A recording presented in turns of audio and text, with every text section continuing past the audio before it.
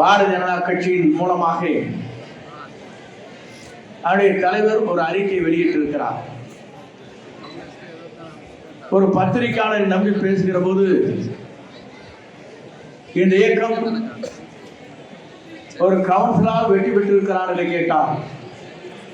இந்த இயக்கம் நாளை காணப்போவது 234 முதலும் சட்டமன்ற உறுப்பினர் ஒரு இடத்தை கூட உங்களால் வெற்றி பெற முடியாது. இளையரசங்கள் இங்கே ஓடிக்கொண்டிருக்கிறது. அவரை ஆட்சி கட்டிலே அமர்வதே வரையிலும் தேசத்தில் இருக்கிற நீங்கள் தூங்க போவதில்லை, எனக்கு நன்றாக தெரியும். நாங்களும் சில நேரங்களில் இப்படி அழைப்போம். அழைக்கின்ற போது நாங்கள் எவ்வளவு கஷ்டப்பட்டு இந்த கூட்டத்தை கூட்டுவோம் என்பது எங்களுக்கு தெரியும்.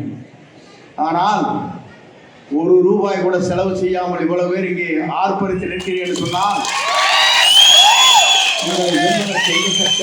தமிழகத்தில் முடியாது என்பதை நான் நேரத்தை தெரிவித்துக் கொள்கிறேன்.